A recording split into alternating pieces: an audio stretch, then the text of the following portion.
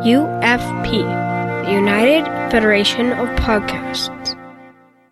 I'm Paul Olson, the artist who gave the USS Enterprise her pearl ball gown for Star Trek, the motion picture. And you are now listening to TREKPOD on the UFP network. Hi, I'm Tony Robinson, and this is the very first edition of TREKPOD, a Star Trek podcast. TREKPOD is about the people who've worked on Star Trek, whether they be actors, designers, technicians, goodness knows what, but they've all had a direct hand in forming Star Trek into the sci-fi phenomenon it is today.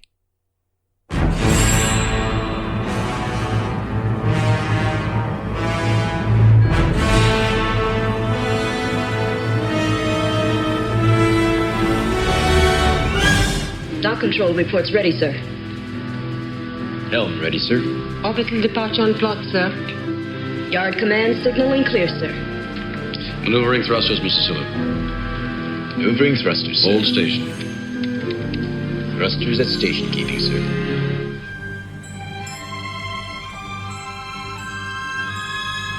In this inaugural edition of TREKPOD, our very first guest is Preston Neal Jones. Preston Neal Jones is the author of Return to Tomorrow, the filming of Star Trek, the motion picture, a wonderful book based on interviews with almost everybody connected with the movie at the time. During the period of 1978 and 1979, he was given an amazing assignment by Cinefantastique magazine to create an in-depth behind-the-scenes look at the then-in-production very first Star Trek movie. He had unlimited access to the actors, the writers, the designers, the technicians, who were all more than happy to share their experiences with him. His collection of interviews, sadly, never got published, but fortunately for us, Preston was able to keep everything on file and eventually turned that collection into a fabulous book entitled Return to Tomorrow. Every die-hard Star Trek fan should have a copy of this sitting on their bookshelf or bedside table. As part of the TREKPOD series of celebrating the 40th anniversary of Star Trek the Motion Picture, we are very honoured to welcome to this inaugural podcast Mr. Preston Neal Jones. Preston, welcome to TREKPOD. You're our first guest and we're very excited to have you along. Well, it's my pleasure and privilege. Okay.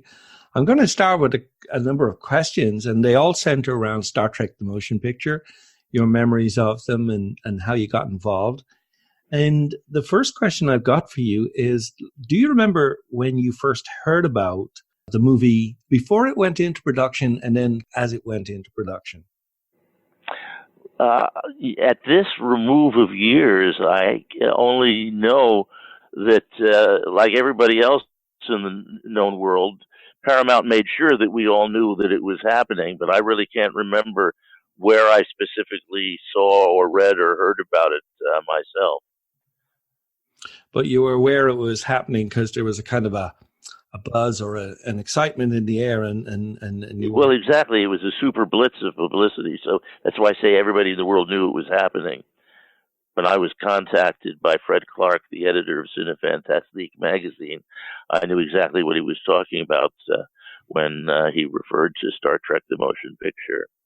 They had done special issues previously, special double-size issues, one for Star Wars, I think was the first one, and then they did another one for Close Encounters.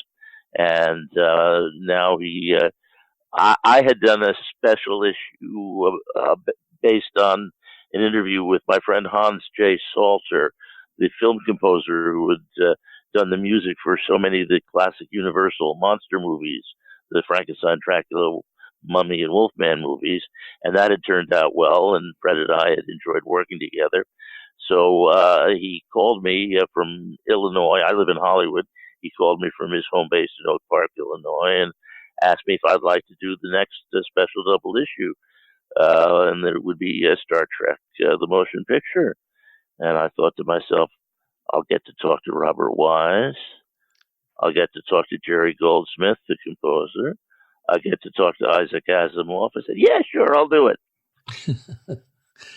I'm glad you were easily persuaded. Had I but known. The other previous double issues were basically a collection of separate interviews, Q&A, Q&A, Q&A, and they had about 20 interviews. Fred was such a Star Trek enthusiast that the more interviews I got, the more he wanted. He just got hungry. He said, "Oh, this is great, great. Talk to more people, talk to more people." And Paramount was being very helpful in referring people to us. And many of the people I interviewed would, in turn, help me get interviews with some of the people that they had worked with. And so in the end, there were 60 interviews. And what I did with the interviews was not print them as interviews. I did a previous book called Heaven and Hell to Play With, the filming of The Night of the Hunter. That's the classic film that Charles Laughton made in the 50s with Robert Mitchum. And I talked to cast and crew of that film, or those who were still surviving in the 70s. And I took out my Q's and just used their A's, if you will. In other words, I edited like a montage of memories, I like to call it, so that the people are basically telling the story in their own words and with as little interference from me as possible. The effect is as if you were sitting at a round table with all of them, and they take turns coming in and out of the narrative, sharing each one sharing what they remembered about the experience. So it's as if we've got a round table of 60 people, cast and crew from Star Trek the Motion Picture. I was thinking about the setup of how you went about finding people and catching them at the right moment and whatever. Did Paramount give you carte blanche to set up your interviews with a certain group and then move on to another, or did you just kind of do what you liked? Well, it was really a combination of Paramount's assistance and then improvisation. They wanted to be cooperative naturally because they wanted to keep promoting the film in any way possible. So Paramount arranged with their publicity department, arranged the first interviews that I did. And the cast, by this point, had finished principal photography. So most of the first interviews that I did were with the cast people and some of the technical people who had worked during the shoot. Meanwhile, there were two separate special effects crews working day and night at two separate facilities, racing to get the film ready for its projected opening on December 7th, 1979. And some of those people I couldn't talk to until after they had finished, because they were all just locked into that mighty labor. Star Trek the Motion Picture was a derivative in the sense that the life of the movie had started out as a proposed TV show, like a second Star Trek TV series, and it got halted before it got on TV. Well, there was going to be a fourth television network that Paramount was going to. It was going to be the Paramount Network or something like that, and this was going to be the flagship of their new network was a new Star Trek series. Okay.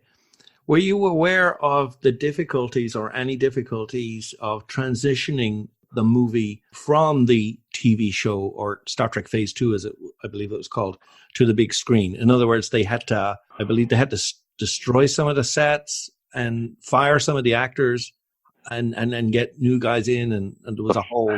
Well, yeah. If you want to boil my book down to one word, difficulties would be the word. Every movie is a trial by fire, but this film even more than most, I would say. So yes, that's all. As best as I could get it onto paper, that's all in the book. All the false starts and the rejected scripts and the mere fact that it was going to be television and then it was going to be a feature film and so on and so forth. It's all there. Perhaps the biggest trial, since I was just mentioning it a moment ago, has to do with the special effects. Paramount had hired a special effects outfit that had done some very successful television commercials, but had never done a feature film before. And after the first year of not showing what they were up to, they finally had a sit-down screening with Robert Wise and Gene Roddenberry, and that was the end of them. They just weren't cutting the mustard.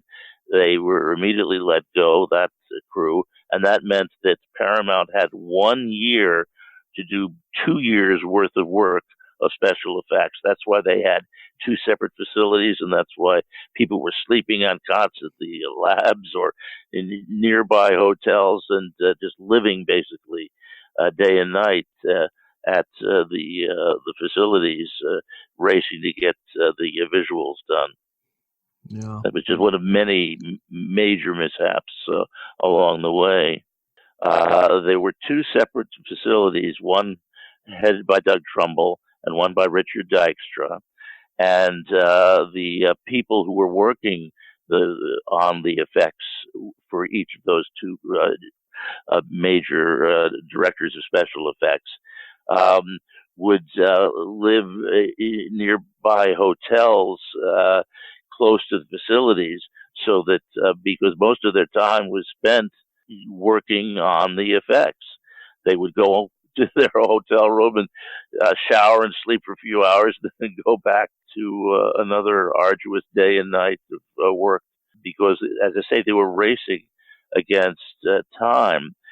Paramount had promised the film to the theater owners for that date, December 7th, 1979, and just couldn't budge from that, because they if they had Roddenberry and Wise begged them to move the date up and give them more time. They said, we can try and have something for you by that date, but we could do so much a better job if you'll just allow us this more time.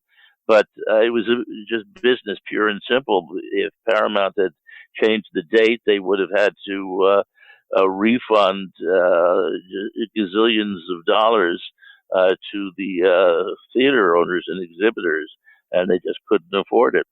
So hell or high water, ready or not, she launches, as the line goes in the script. That's true. By December 7th, the film had to be in theaters.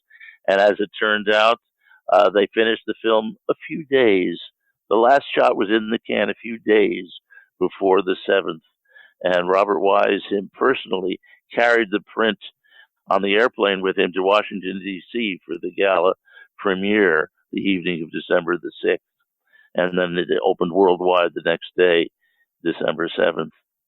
I'm very fortunate in the fact that I saw the movie myself on that opening day. Ah, yes. More by accident than by design, I have to say. How so? Well, I just found myself in New York, and I was down by Times Square, and I had it in the back of my mind that the Star Trek movie was coming out, and I'd made a mental note that that's a must-see. I must go and see it. But I was in New York, and I was fascinated by everything else going on around me, and then I saw this line of people, and I thought, oh, they're going to a movie. I wonder what movie they're going. Oh my gosh, it's Star Trek. So I joined the line, and then all the while, and literally it was one of those moments when the line went around the corner. It was fantastic. Oh, yeah. But then I saw the closer you got to the box office, the more I thought, oh, am I going to get in? No. And then that would be the worst thing, to get right up to pay for your ticket, and then they wouldn't let you in. But anyway, I managed to get in, and it was an amazing. Well, 3,000 miles away, there were lines like that in Hollywood. Then, of course, people were camping out to be ready to be in the very first screening in the morning. Yeah. And then a lot of them came around and saw later screenings that same day. I actually have, I made an audio recording on cassettes of I went to the second screening. I